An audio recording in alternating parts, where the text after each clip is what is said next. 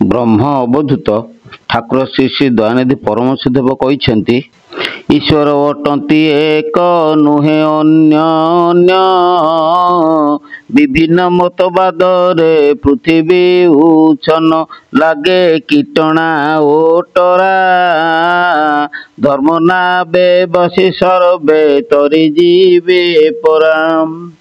आउ पुणी से आउ मध्य कहते शुण कौन ना आत्मा ठारू देव नाही त्रय भुव उड़ा बुड़ा चल चले 56 कोटी रे एक नाम अक्षरे ओम त्रिबीज सूत्र रे केटु ब्रह्म रे विहरे से प्राण रूप रे केटु ब्रह्म रे आत्मा राम ध्यान आत्मा रे भजन आत्मा पूजा कर निरत मूर्तिमान पूजा शिला आदि देवा छाड़ी सूक्ष्म सूत्र रे चिंत हज सज रे समाधि कर निरंतरे हज सज रे।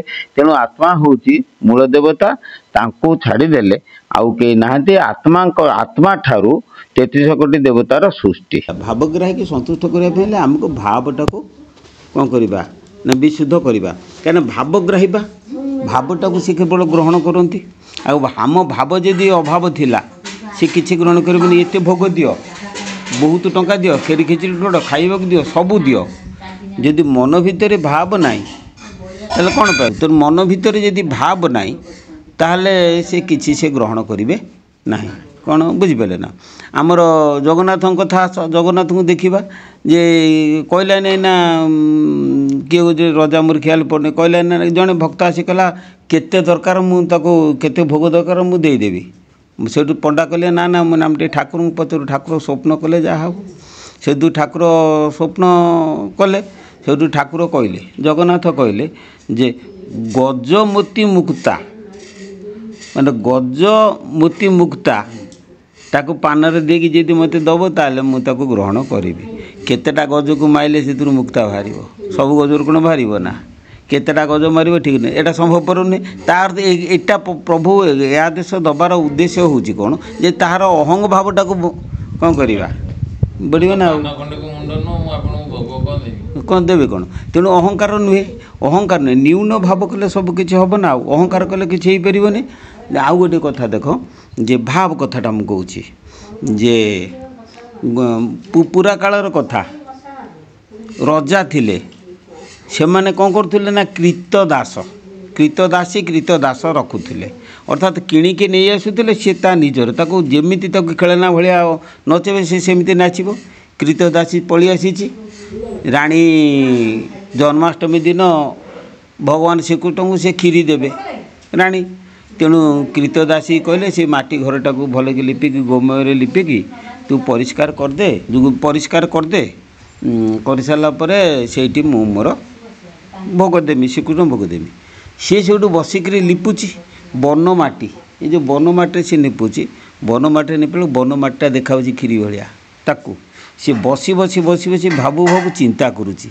मु अभागिनी मो जीवन में किसी ना मु तो माने पशु सहित सामान हो गली कृतदासी हो रही कौटू पैसा पाइबी ठाकुर को खीरी देमी ये भाया जब टी खीरी मो कृष्ण को दियंती ताले प्रभु मो पर संतुष्ट होती मुझे दे पारि नहीं मोर भाग्य ना एमती से चिंता करू करू करू करू पूरा गाढ़ चिंतार निमग्न हो जाइए माटी हांडी बनमाटी गुड़ाक अच्छी राणी सियाड़ू आसला पकेला कसी गोटे गोईठा कहला तो मोर डेरी हो तू से घर नन बिकी कौन बसीचु सेठू सी हाबड़ी पड़गला कौटी माटी हांडी उपर माटी हांडी भांगला जमी हांडी भांगला से ततला खीरी गुड़ा सब हो जाठू राणी देखुची ततला खीरी कौन घटना ततला खीरी आसला कौटू ये तो निपुला कर आसला कौटू पसरा उचरा करू करू देखु देखु सी से कहला कहला एमती मुझे चिंता करी प्रभु को मुझे खीरी दे पारि ना ताने तार जो भाव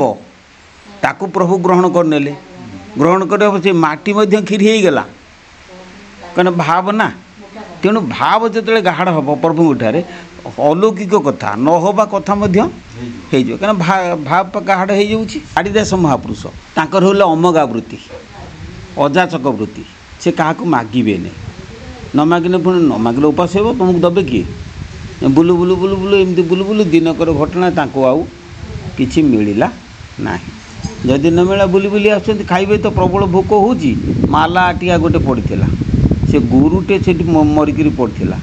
ସେ କୌଣସି କାରଣ ଗୋରୁଟାକୁ କାଟିକି ସେ ମାଂସ ଗୁଡ଼ାକ ସବୁ ପୁଳି ପୁଳି ରଖିଲେ କେଉଁଠି, ମାଲା ଆଟିକାରେ ରଖିଦେଇକି କଦଳୀ ପତ୍ରଟେ ଘୋଡ଼େଇ ଦେଇକି ତାକୁ କାନ୍ଧରେ ନେଇକି ଆସୁଛନ୍ତି ଖାଇବେ ବା, ଆଉ ତାଙ୍କର ଖାଇବାକୁ କିଛି ନାହିଁ।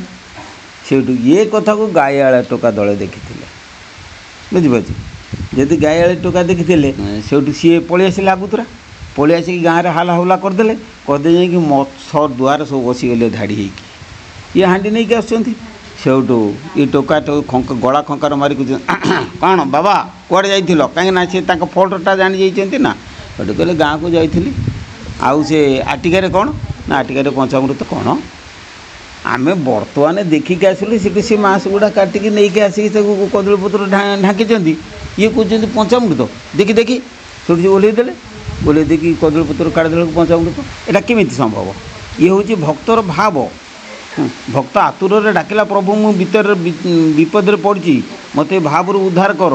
କାହିଁକିନା ମୋର ତମର ମୋର ସମସ୍ତଙ୍କର ଆମର ଏଠି ପଳେଇଯିବ, କ'ଣ ପ୍ରେଷ୍ଟିଜ୍ ପଳେଇବ ନା। ତେଣୁ ଗୋଟେ କଥା ବୁଝ, ତେଣୁ ସେଇଥିପାଇଁ କଥା ହେଉଛି କ'ଣ, ଭାବେନ ଲଭତେ ଜ୍ଞାନମ୍ ଭାବେନ ଦେବ ଦର୍ଶନମ୍ ଭାବେନ ପରମଂ ଜ୍ଞାନଂ ତସ୍ମାତ୍ ଭାବାବଲମ୍ବନମ୍ ବହୁ ଜପାତ ତଥା ହୋମାତ୍ କାୟ କ୍ଲେଶ ବିସ୍ତରୈଃ ନ ଭାବେନ ବିନା ଦେବା ମନ୍ତ୍ର ଯନ୍ତ୍ର ଫଳପ୍ରଦାଃ ସଦାନନ୍ଦ ପ୍ରଦାୟିନୀ ବିଭାତି ଶୁଦ୍ଧ ଭାବନା ସदैव ଦୁଃଖଦାୟିନୀ ଭବେ ଚ ଦୁଷ୍ଟ ଭାବନା ନ ନିଷ୍ଫଳା ଭବେଦ୍ୟତଃ କଦାପି କୋପି ଭାବନା ଯଥା ମତିରି ତଥା ଗତି ବଦନ୍ତି ବେଦବାଦିନଃ। ଅର୍ଥ କ'ଣ ଯେ ଯାହାର ଭାବ ଯେମିତିକା ତାହାର ଭକ୍ତି ସେମିତିକା, ତାହାର ପ୍ରଭୁ ସେମିତିକା। ସେଥିପାଇଁ ସଦ୍ଗୁରୁ କ'ଣ କରନ୍ତି ନା ମନକୁ ଚିତ୍ତକୁ ସ୍ଥିର କରିକିରି ତୁମର ଭାବଟାକୁ ପରିବର୍ତ୍ତନ କରିଦିଅ। କେଉଁ କର୍ମ ଦ୍ୱାରା ବୁଝିଲ କି ମନ ସ୍ଥିର ହେବ, କୁପ୍ରକୃତି ବଦଳିକି ସୁପ୍ରକୃତିରେ ପରିବର୍ତ୍ତନ ହେବ। ଆମେ ଯେଉଁ ପନ୍ଥାରେ ଯାଉଁ, ଯେଉଁ କଥା କରୁ, ଯେଉଁ ନିୟମ କରୁ, କିଛି ମନା ନାହିଁ। କିନ୍ତୁ କ'ଣ କଲେ କୁପ୍ରକୃତି ବିନାଶ ହେଇକି ସୁପ୍ରକୃତିରେ ପରିଣତ ହେବ। ଆଉ ବିଧି ନିଷେଧ ଏଣୁକରି ସୁକର୍ମ କୁକର୍ମ ବିଚାରି। ଆମେ ବିଧି ଏଇଟା କରିବା, ବିଧି ଏଇଟା କରିବା ନିଷେଧ, ଏଇଟାକୁ ଧଇଲେ ବୁଝିଲେ କି ସବୁ ସୁକର୍ମ କୁକର୍ମ ଆସିକି ପହଞ୍ଚିବ, ଠିକ୍ ହେଇପାରିବନି। ମୁଁ ଗୋଟେ ବୁଝେଇ ଦେଉଛି ଶୁଣ, ବୁଝିବା ଆମେ ଶାସ୍ତ୍ର କଥାଟାକୁ ବୁଝିବା। ଭଗବାନ ଶ୍ରୀକୃଷ୍ଣଙ୍କୁ ଦିନେ ଜ୍ୱର ହେଲା, ପୁରାଣ କଥା। ଜ୍ୱର ଥରୁଛନ୍ତି। ଅଷ୍ଟପାଟ ବଂଶ 8ଟା ସ୍ତ୍ରୀ ତାଙ୍କର। ନାରଦ ଆସି ପହଞ୍ଚିଲେ, କହିଲେ ପ୍ରଭୁ ଆପଣଙ୍କର ଏ ଜ୍ୱରଟା ଯେଉଁ ହେଉଛି, ସିଏ ଡାକ୍ତର ସିଏ ରୋଗୀ। କାହିଁକିନା ଭଗବାନ ନିଜେ ନିଜର ରୋଗ ଭଲ କରିବେ, କାହିଁକିନା ନିଜେ ଡାକ୍ତର ନିଜେ ରୋଗୀ। ତେଣୁ ନାରଦ ପଚାରିଲେ ପ୍ରଭୁ ଏ ଜ୍ୱରଟା କେମିତି ଭଲ ହେବ, ତା ମେଡ଼ିସିନଟା ତ ଆପଣ କୁହନ୍ତୁ, ମୁଁ ଆଣିକି ଦେଇଦେବି। କାହିଁକିନା ଜ୍ୱର ଆପଣଙ୍କୁ ହେଇଛି, ମେଡ଼ିସିନ ବି ଆପଣ ଜାଣିଛନ୍ତି, ତେଣୁ ମେଡ଼ିସିନଟା କହିଦିଅନ୍ତୁ। ନା ମେଡ଼ିସିନଟା ହେଉଛି ଏଇଆ ଯେ କାହାର ଗୋଟେ ପାଦ ଧୂଳି ଯଦି ଟିକେ ମିଳନ୍ତା ମୋ ଜ୍ୱରଟା ଭଲ ହେଇଯିବ। ନାରଦ ବୁଝିପାରୁନି, ତାର ବି 2ଟା ପାଦ ଅଛି, ତାର 2ଟା ପାଦ ନାହିଁ କି, ସେ ପାଦଟାକୁ ଛାଡ଼ିକି ଦୌଡ଼ିଲା ଅଷ୍ଟପାଟ ବଂଶୀ ପାଖକୁ। ତାଙ୍କର ସବୁ 2-2ଟା ଲେଖା ପାଦ। ସମସ୍ତଙ୍କୁ ପଚାରିଲେ ଯେ ଭଗବାନ କହୁଛନ୍ତି ଜ୍ୱର ଛାଡ଼ିଯିବ, ଟିକେ ପାଦ ଧୂଳି ଦିଅ। ସେ କହିଲେ ହଁ, ସେ ଆମର ପତି ଦେବତା ପୂଜ୍ୟ, ଆମେ ପାଦ ଧୂଳି ତାଙ୍କୁ ଦେମୁ, ସେମିତି କାଳେ ହେଇପାରିବନି। ଅର୍ଥାତ୍ ଭଗବାନ ଶ୍ରୀକୃଷ୍ଣଙ୍କର ବଡ଼ ପ୍ରାଣ ଯାଉ, କିନ୍ତୁ ଆମେ ପାଦ ଧୂଳି ଦେବୁ ନାହିଁ। ଅର୍ଥ ହେଲା ନାଇଁ କି ଏଇଆ, ଏଇଟା ଅର୍ଥ ହେଲା। ସେଇଠୁ କ'ଣ କଲେ ନା ପଳେଇଗଲେ, ଗୋପପୁରକୁ ପଳେଇଲେ। ଗୋପ ପଳେଇ 16,000 ଗୋପୀ ପଚାରିଲେ କ'ଣ ନାରଦ ଆମ ମୁନିବର ଆମ କାହ୍ନୁ କେମିତି ଅଛି? ନା କାହ୍ନୁ କେମିତି ଅଛି ପଚାରୁଛ, ସେ ବା ଜ୍ୱରରେ ଥରୁଛନ୍ତି, ଆଜି କି ମରିବେ କି କାଲି ମରିବେ। ହଁ, ତା ଉପାୟ କ'ଣ? ନା ଉପାୟ ହେଉଛି ଯଦି କାହାର ଗୋଟେ ପାଦ ଧୂଳି ଟିକେ ହେବ ତାହେଲେ ସେ ଜ୍ୱର ଭଲ ହେଇଯିବ। 16,000 ପାଦ ସାଙ୍ଗେ ସାଙ୍ଗେ ଟେକିଦେଲେ। ସିଏ କହିଲା ମୁଠୁ ନେଇ, ସେ କହିଲା ମୁଠୁ, କେତେ ଧୂଳି ଝାଡ଼ୁଛୁ ନେ, କେତେ କେଜି ଧୂଳି ନେବୁ ନେ। ଅର୍ଥାତ୍ ଯେ ସେଠି ସିଏ ବୁଝିଲେ ନାହିଁ ଯେ ମୋ କାହ୍ନୁ ବଡ଼ ଆମେ ସାନ, ଏ କଥା ବୁଝାବୁଝି ନାହିଁ। ଦେବା ଉଚିତ ନ ଦେବା ଉଚିତ ଏ କଥା ବୁଝିଲେନି। ବିଧି ନିଷେଧ ଛାଡ଼, ରୋଗ ଭଲ ହେବ ଧୂଳିରେ ମାନେ ନିଅ। ତେଣୁ ଅଷ୍ଟପାଟବାଙ୍କ ସେ କ'ଣ କଲେ ବିଧି ନିଷେଧରେ ବନ୍ଧା ହେଲେ ଯେ ଆମ ସ୍ୱାମୀ ଆମେ ଦେଇପାରିବୁନୁ। ବାସ୍ ବିଧି ବିଧାନ କ'ଣ ବୁଝିଲେ ବିଧି ଆଉ ନିଷେଧ ଏଇଟା କେବେ ହେଲେ ଉପର ସ୍ତରକୁ ଆମେ ନେଇପାରିବନି। କ'ଣ ବୁଝିପାରୁଛ କି? ଯେତେବେଳେ ବିଶ୍ୱାମିତ୍ର ସାଧନା କରୁଥିଲେ ଆଚ୍ଛା ବ୍ରହ୍ମର୍ଷି ହେବା ପାଇଁ ସମୟ ଆସିଗଲା କିନ୍ତୁ ତାଙ୍କ ମନ ଭିତରୁ ବିକାର ଛାଡ଼ ଯାଇନି। ଯଦି ବିକାର ଛାଡ଼ ଯାଇନି ତେଣୁ ସେ ଉପର ଜିନିଷ ପାଇପାରୁନାହାନ୍ତି। ଶିବ ମାୟା କଲେ ବାଟରେ ଯାଉଛନ୍ତି ଗଲାବେଳକୁ ଦେଖିଲେ ଗୋଟେ ଜାଗାରେ ଦୁର୍ଭିକ୍ଷ ପଡ଼ିଛି କିଛି ନାହିଁ ରାତି ହେଇଗଲା ପୁରା ଅନ୍ଧାର ରାତି। ଆଜିକାଲି ଭଳିଆ ଇଲେକ୍ଟ୍ରିକ୍ ଫିଲେକ୍ଟ୍ରିକ୍ କିଛି ନଥିଲା। ଗୋଟିଏ ଚାଳ ଘର ଦୀପଟିଏ ଜଳୁଛି ସେଇଠି ଗୋଟେ ବ୍ୟାଧ ବସିଛି। ବ୍ୟାଧ ବସିଛି ଆଉ କିଛି ତ ଖାଇବାକୁ ନାହିଁ। ସେ ଗୋଟେ କୁକୁର ଥିଲା ସେ କୁକୁରଟାକୁ ମାରିକିରି ସେ ମାଂସ ଖାଉଛି ସେ ରକ୍ତ ଗୁଡ଼ାକ ରଖିଛି। ଇଏ ଯେ ପହଞ୍ଚିଲେ କହିଲେ ମୋତେ କିଛି ଖାଇବାକୁ ଦିଏ ନା। ହଁ ଅତିଥି ବିଶ୍ୱାମିତ୍ର ହେଲେ ଅତିଥି ସେବାୟାଂ ଗୃହତସ୍ୟ ଧର୍ମ। ତେଣୁ ତାକୁ କ'ଣ ଥିଲା ଖଣ୍ଡେ ବସିବା ପାଇଁ ଦେଲେ ଦେଇ ସେ କହିଲେ ଆଜ୍ଞା ଦେଖନ୍ତୁ ମୋର ତ ଅବସ୍ଥା ହେଲା ଏଇଆ ଆମେ ଅଞ୍ଚଳ ତ ଦୁର୍ଭିକ୍ଷ ଯଦି କିଛି ନାହିଁ ଇଏ ହେଉଛି କୁକୁର ମାଂସ ଇଏ ହେଉଛି ତା'ର ରକ୍ତ ଯଦି ଖାଇବେ ମୁଁ ଆପଣଙ୍କୁ ଦେଉଛି ନିଅନ୍ତୁ। କ'ଣ ବୁଝିପାରିଲେ ନା? ସେଇଠୁ ଇଏ ଦେଖିଲେ ଜୀବନ ଯାଉଛି ଜୀବ ଗଲାବେଳେ ତ ନ ଖାଇଲେ ଟିକେ କିଛି ହେବନି ନହେଲେ ମୁଁ ମରିଯିବି ନା। ସେଇଠୁ ବାଧ୍ୟ କଲା ହଁ ଟିକେ ଦେ ଅନିଚ୍ଛା ସତ୍ୟ ମଧ୍ୟ ସିଏ ଟିକେ ଆଣିଲେ ଆଣିକି ପାଟିକି ନେବା ପହଞ୍ଚାଉଥିଲେ ସାଙ୍ଗେ ସାଙ୍ଗେ ସେ ଘର କୁଆଡ଼େ ପଳେଇଗଲା। ସେ ବ୍ୟାଧ ହେଇଗଲେ ଭଗବାନ ଶିବ। କ'ଣ ବୁଝିପାରିଲେ ନା? ଇଏ କ'ଣ ଇଏ ପ୍ରଭୁଙ୍କର ପରୀକ୍ଷାରେ ସେ ଉତ୍ତୀର୍ଣ୍ଣ ହେଲେ। ଆଉ ଗୋଟେ ଉଦାହରଣ ମୁଁ ଦେଉଛି ଶୁଣନ୍ତୁ। ଆମ କଳି ଯୁଗରେ ଶଙ୍କରାଚାର୍ଯ୍ୟ ଆଚାର୍ଯ୍ୟ କି ଜାତି ବ୍ରାହ୍ମଣ। ତେଣୁ ଶଙ୍କରାଚାର୍ଯ୍ୟ ବ୍ରାହ୍ମଣ। ଯେଉଁ ସମୟରେ ଶଙ୍କରାଚାର୍ଯ୍ୟଙ୍କର ଆବିର୍ଭାବ ଥିଲା ସେହି ସମୟରେ ଜାତିଭେଦ ପ୍ରଥାଟା କଠୋର ଥିଲା। ଇଏ ପାଣ ଇଏ ବ୍ରାହ୍ମଣ ଇଏ ଅମକ ଧମକ ସବୁ ଥିଲା ଜାତିଭେଦ ଥିଲା। ତେଣୁ ଶଙ୍କରାଚାର୍ଯ୍ୟ ଯାଉଛନ୍ତି ଶିଷ୍ୟମାନଙ୍କୁ ନେଇକି ରାସ୍ତାରେ ଯାଉଛନ୍ତି। ସେ ତ 4ଟା ମହାବାକ୍ୟ ପ୍ରଚାର କରିଛନ୍ତି। ଜୀବ ବ୍ରହ୍ମୈବ ନାପର ଅୟମାତ୍ମା ବ୍ରହ୍ମ ଅହଂ ବ୍ରହ୍ମାସ୍ମି ଇଦଂ ଖଳୁ ବ୍ରହ୍ମମୟମ୍ ଯେଉଁ କଥା ଯେଉଁ 4ଟା ବାକ୍ୟ ସେ କରିଛନ୍ତି ସେ 4ଟା ବାକ୍ୟ ପ୍ରଚାର କରିକି ସେ ଯାଉଛନ୍ତି। ଗଲାବେଳକୁ ଆକାଶରେ ଅଛନ୍ତି କି ସିନା ଶିବ ପାର୍ବତୀ ଯାହା ଗପ ଅଛି ଶିବ ପାର୍ବତୀ ସବୁ ଉଡ଼ି ଯାଉଛନ୍ତି। ମା' କହିଲେ କାହାକୁ ଠାକୁରଙ୍କୁ ଯେ ପ୍ରଭୁ ଆଉ ଶଙ୍କର ଏବେ ତ ସିଦ୍ଧ ପୁରୁଷ ହେଇଗଲେଣି ମୁକ୍ତ ପୁରୁଷ। ସେଇଠୁ ଶିବ କହିଲେ ନା ହେଇନି। ହେଲା ସେ ଅଦ୍ୱୈତବାଦ ପ୍ରଚାର କରିକି ଏତେ ବାଟ ଗଲେଣି ସେ ମୁକ୍ତ ପୁରୁଷ ହେଇନାହାନ୍ତି? କହିଲେ ନା ହେଇନାହାନ୍ତି। ହେଲା କେମିତି ନା ମୁଁ ପରୀକ୍ଷା କରିଦେଉଛି। ଏହା କହିକି ସିଏ ସେଇଠୁ କ'ଣ କଲେ ନା ଗୋଟେ ବ୍ୟାଧ ବେଶ ଧାରଣ କଲେ। ମୋଟା ମୋଟା ନିଶ ଗୋଟେ ପଟରେ ଭୁଜାଲି ଅଛି ବୁଝିଲେ କି ହାତରେ ମଦ ବୋତଲ ଗୋଟେ ହାତରେ ଛେଳି ଗୋଟେ ହାତରେ କୁକୁରା। ବ୍ୟାଧର ରୂପ ସେଇଆ ନା ଆଉ କ'ଣ? ଛେଳିଟା ଭେଁ ଭେଁ ହେଉଛି କୁକୁରଟା କିନ୍ତୁ ଘୋଷାରି ହେଉଛି ଦୁଇଟାକୁ ଘୋଷାରିକା ଚାଲିଛି। ବ୍ୟାଧର ଜୀବ ଉପରେ ଦୟା ନାହିଁ ନା ସେ ଘୋଷାରି ଚାଲିଛି। ଚାଲିଲା ବେଳକୁ ସେପଟରୁ ଶଙ୍କରାଚାର୍ଯ୍ୟ ଆସୁଛନ୍ତି ଶିଷ୍ୟମାନଙ୍କୁ ନେଇକି। ଆସିଲା ବେଳକୁ ଦଳେ ଶିଷ୍ୟ କହୁଛନ୍ତି ହଁ ଆରେ ବ୍ୟାଧଟା ତୁ ଛାଡ଼ ବାଟ ଛାଡ଼ ଆମର ଗୁରୁଦେବ ଆସୁଛନ୍ତି। ସେ କାହିଁ ଶୁଣିବ କାହା କଥା? ସେ ସିଧା ପହଞ୍ଚିଗଲା। ଶଙ୍କରାଚାର୍ଯ୍ୟ ଆସି ସିଧା ହେଇଛନ୍ତି। କ'ଣ ବୁଝିପାରୁଛ କି? ଏଇଠି ଗୋଟେ କଥା ମୁଁ କହୁଛି ଏଇଠି ଗୋଟେ କଥା କହିବି ତାପରେ କହିବି। କ'ଣ କହିବି ଶୁଣ ଯେ ସେପଟରୁ ଜଣେ ଅଜ୍ଞାନୀ ଆସୁଛି ଏପଟରୁ ଜଣେ ଜ୍ଞାନୀ ଯାଉଛି। କ'ଣ ହେବ କୁହ? ଅଜ୍ଞାନୀ ପଳେଇବ ସିଧା ଜ୍ଞାନୀ ପଳେଇବ ବାଙ୍କି ନୁହେଁ କି? ଆଚ୍ଛା ସେପଟରୁ ଜଣେ ଜ୍ଞାନୀ ଆସୁଛି ଏପଟୁ ଜଣେ ଜ୍ଞାନୀ ଯାଉଛି। କ'ଣ ହେବ ନା ସିଏ ତା ବାଁ ପଟରେ ପଳେଇବ ସିଏ ତା ବାଁ ପଟରେ ପଳେଇବ ରାସ୍ତା ହେବ ଫାଙ୍କା। ସେପଟରୁ ଜଣେ ଅଜ୍ଞାନୀ ଆସୁଛି ଏପଟୁ ଜଣେ ଅଜ୍ଞାନୀ ଆସୁଛି। କ'ଣ ହେବ? ନାଗିବେ ପିଟା ଭଡ଼ା କହିଲା ତୁ ବାଙ୍କି ଯାଉନୁ ତୋ ବାପ ଜାଗା କି? ସେ କି ତୁ ପଳଉନୁ ତୋ ବାପ ଜାଗା କି? ଦୁଇଟା ଅଜ୍ଞାନୀ ବା ଦିଅଣ ସାରା। ତେଣୁ ସେପଟରୁ ଆସୁଛନ୍ତି ଶଙ୍କରାଚାର୍ଯ୍ୟ ଏପଟରୁ ଯାଉଛନ୍ତି ଶିବ। ଶଙ୍କରାଚାର୍ଯ୍ୟ କହିଲେ ବାଟ ଛାଡ଼ ହେଲା କି ତୁ ବାଙ୍କି ପଳଉନୁ। କିଏ ବ୍ୟାଧ କହୁଛି କି ତୁ ବାଙ୍କି ପଳଉନୁ ମୁଁ କାହିଁ ବାଙ୍କିକି ଯିବି? ତୁ ବା କାଲି ପ୍ରଚାର କରୁଥିଲୁ ସବୁ ଜୀବ ସମାନ ଅୟମାତ୍ମା ବ୍ରହ୍ମ ଜୀବ ବ୍ରହ୍ମୈବ ନା ପରେ ସେ 4ଟା ବାକ୍ୟକୁ ସେ କହିଲା। ଯେମିତି କହିଲା ଶଙ୍କରାଚାର୍ଯ୍ୟ ଭାବିଲେ କହିଲେ ଆରେ ଯେଉଁ ବ୍ୟାଧ ମଦ ଖାଉଛି ମାଂସ ଖାଉଛି ବୁଝିଲେ କି ଜୀବର ପ୍ରତି ଦୟା ନାହିଁ ସିଏ ତ ଏଇ ବାକ୍ୟକୁ ମନେ ରଖିପାରିବେନି କସିମିନି କାଳେ। ଏ ବାକ୍ୟଟା ସେ କେମିତି ପରୀକ୍ଷା କରିକି ଦେଖ। ଯେଉଁ ଲୋକ ଇତର ଲୋକ ଯେଉଁ ଲୋକ ଅନାର୍ଯ୍ୟ ଲୋକ ତୁମେ ଧର୍ମ ବାକ୍ୟକୁ ତା କାନରେ ପଶିବନି ଭୁଲରେ ପଶିବନି କାହିଁକିନା ତାର ବିବେକ ନାହିଁ ବିବେକ ଶୂନ୍ୟ।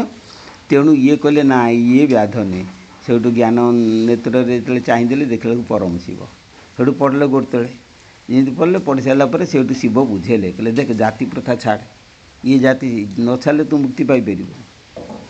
କ'ଣ ମୋ କଥାଟା ଟିକେ ବୁଝ। ତେଣୁ ଖାଦ୍ୟ ଆକୁ ଖାଇମି ତାକୁ ଖାଇବି ନାହିଁ, ମୁଁ ଅମକ ଜାତି ସିଏ ଅମକ ଜାତି, ଏଗୁଡ଼ାକ ସବୁ ହେଉଛି କ'ଣ ନା ଗୋଟେ ସ୍ତରର, ଭୁଲ ନୁହେଁ, ଇଏ ଗୋଟେ ନିୟମ ସ୍ତରର। କିନ୍ତୁ ଉର୍ଦ୍ଧ୍ୱରେ ତ ହେଇଗଲେ, ଉପର ସ୍ତରକୁ ଗଲେ ଏଗୁଡ଼ାକ ସବୁ ଆମକୁ ଛାଡ଼ିବା ପାଇଁ ପଡ଼ିବ। ଯଦି ବିଧି ନିୟମରେ ରହିଗଲୁ ଆଉ ଉପରକୁ ଯାଇପାରିବ, ବିଧି ନିଷେଧରେ ରହିଗଲେ ଆମେ ଉପରକୁ ଯାଇପାରିବାନି। ତେଣୁ ବିଧି ନିଷେଧ ଛାଡ଼ିବା ପାଇଁ ପଡ଼ିବ, ଯେଉଁଠି ଯେଉଁଟା ଦରକାର ସେଇ କାମ କରିବାକୁ ପଡ଼ିବ ଆମକୁ। କ'ଣ ବୁଝିପାରୁଛ କି? ଆଉ ତା ନହେଲେ କିଛି ହେଇପାରିବ ନାହିଁ। ନନା ତାର ମାନେ ନୈଷ୍ଠିକ ବ୍ରାହ୍ମଣ, ପିଆଜ ରସୁଣ ଖାଏ ନା, ବୁଝିଲେ କି? ପୁଅ ବାହାଘର କରିବା ପାଇଁ ଯିବ, ପୁଅ ବାହାଘର କରିବା ପାଇଁ ଗଲା, ପୁଅ ଘର ତ ଯିବେ ନା ଝିଅ ଘର ପାଖକୁ ବାହାଘର କରିବା ପାଇଁ। ସେଠି ବାହାଘର ଫାଘର ସବୁ ଯେମିତି ସଇଲା, ପୁଣି ଖିଆପିଆ ହେବ। ନନା କହିଲେ ଯାଉଛି। ସେଇଠୁ କହିଲେ ଝିଅ ବାପା ଆସିକି ଜୁହାର ହେଲେ, କହିଲା ନନା କାହିଁକି ପଳେଇବ? ନାଇଁ ଇଏ ଆପଣ ଇଏ ଆଇଁଷ ମାଇଁଷ ଭଲ ମନ୍ଦ, ମୁଁ ରାମ ରାମ ରାମ ଏଠି ଖାଇବାର ନାହିଁ।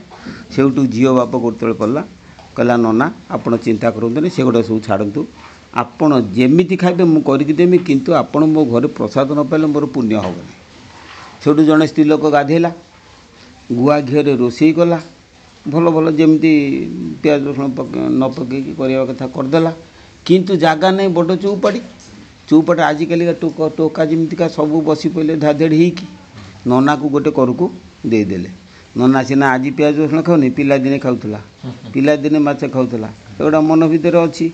ତେଣୁ ସିଏ ବସିଛି, ବସିଲା ବେଳକୁ ସିଏ କଲେ କ'ଣ, ଏ ଯେଉଁ ବଡ଼ ବଡ଼ ଟାଟରା ଚିଙ୍ଗିଡ଼ି ଆଳୁ ପକେଇକି ଝୋଳ କରିଦେଇଛନ୍ତି, ବାସନା ବଢ଼ିଆ ହେଉଛି, ମସଲା ଦେଇଛନ୍ତି।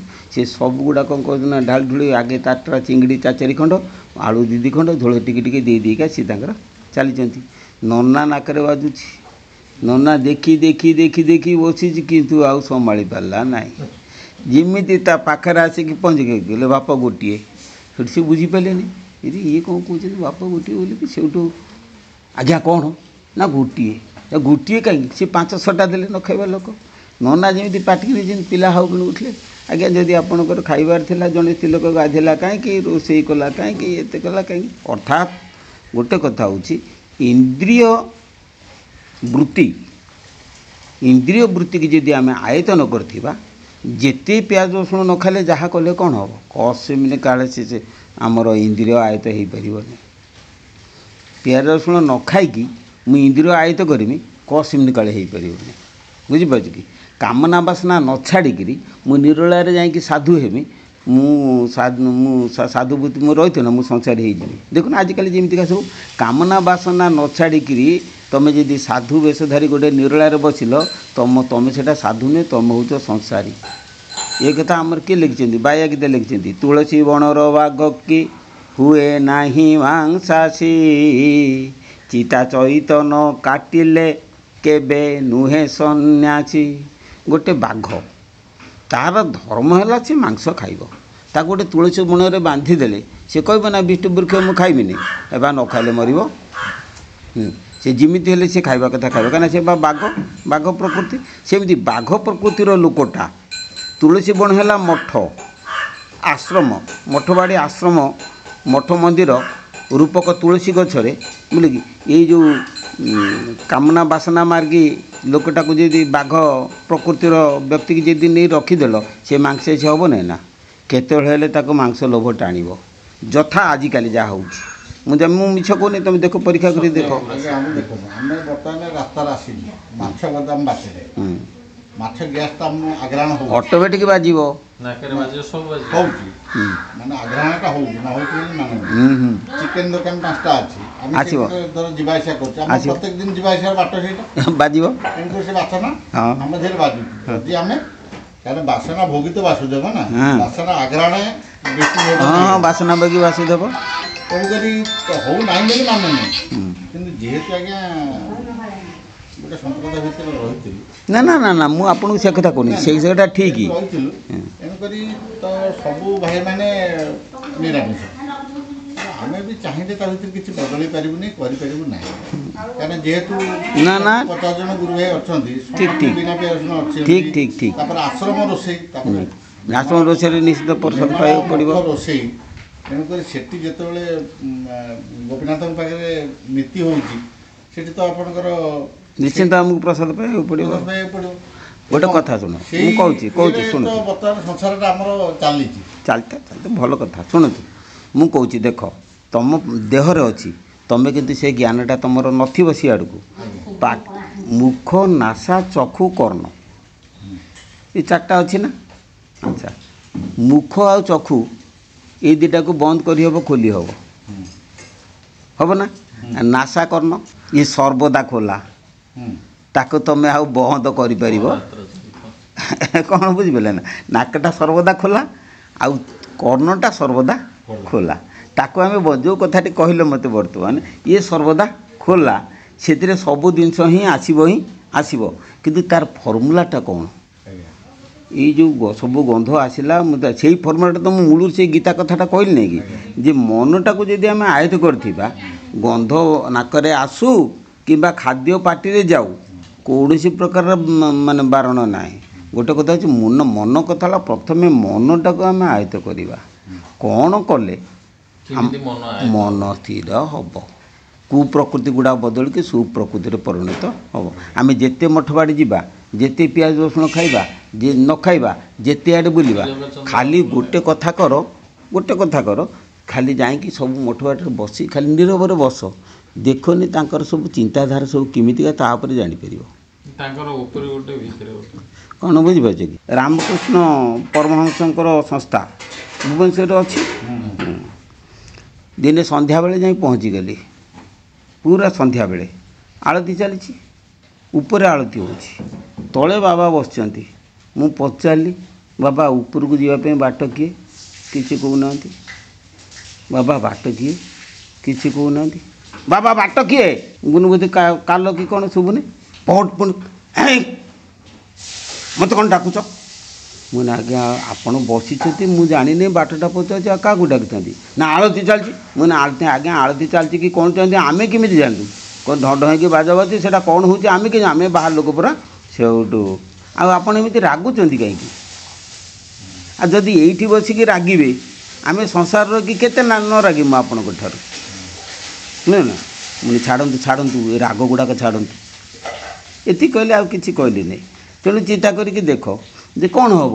ଭାଲୁ ନଖ ବାଳ ନ କାଟି କେବେ ସ୍ୱର୍ଗ ଗଲେଣି, ଏ ରତି ନ କରିଣ ବଳଦ କେତେ ଯତି ହେଲେଣି। କହୁନା ଯେ ଭାଲୁ ନଖ ବାଳ କାଟୁନାହିଁ, ସେ ବାବା ଯାଇଯିବ ନା, ସ୍ୱର୍ଗକୁ ପଳେଇବ ନା। ବଳଦ ଆଜନ୍ମ ବ୍ରହ୍ମଚାରୀ, ନୁହେଁ କି? କହିଲେ ଦେଖିଆ ଷଣ୍ଢ ନା ବଳଦ, କିଏ ବ୍ରହ୍ମଚାରୀ? ଷଣ୍ଢ ବ୍ରହ୍ମଚାରୀ, ବଳଦ ସଂସାରୀ। ଷଣ୍ଢର ପିଲା ଛୁଆ ନାହାନ୍ତି, ବଳଦର ଅଛନ୍ତି। ଦେଖେ ସେ କ'ଣ କହୁଛି। ଆରେ ଷଣ୍ଢ ହେଲା ସଂସାରୀ,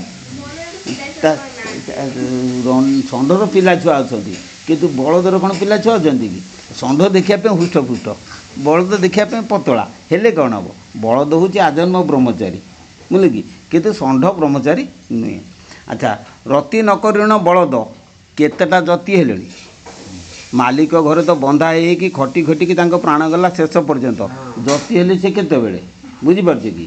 ଯେତେବେଳେ ରାମକୃଷ୍ଣ ମଠକୁ ମୁଁ ଯାଇଥିଲି, ରାମକୃଷ୍ଣ ପରମହଂସ ସଂସ୍ଥା କେଉଁଠି ହରିଦ୍ୱାରରେ, ସେଠି ଯାଇ ପହଞ୍ଚି ସାରିଲା ପରେ ସେଇଠି ମୁଁ ଦେଖିଲି। କେଉଁଠି? ଏ ବାବାଜୀମାନଙ୍କୁ ଦେଖି ସାରିଲା ପରେ ମୁଁ ଏମାନେ ହେଉଛନ୍ତି ବଳଦ। ବଳଦ କ'ଣ ନା, ସେମାନେ ବନ୍ଧା ହେଇଛନ୍ତି। ତୁମକୁ ଦିଆଗଲା ହାଟ ସଉଦା ଦାୟିତ୍ୱ, ତୁମେ ଯଦି ଗଧ ଘଣ୍ଟେ ଛାଡ଼ିକି କୁଆଡ଼େ ପଳେଇଗଲ, ତାପରେ ଆସି କୈଫିୟତ ଦେବା ପାଇଁ ପଡ଼ିବ, କୁଆଡ଼େ ଗଲ, ଇଆଡ଼େ ଆଶ୍ରମ ଚଳିବନି, କହିବ ନା ନାହିଁ। ତେଣୁ ତୁମେ ହେଲେ ସେଠି କ'ଣ ବଳଦ। ବୁଝିପାରୁଛ କି?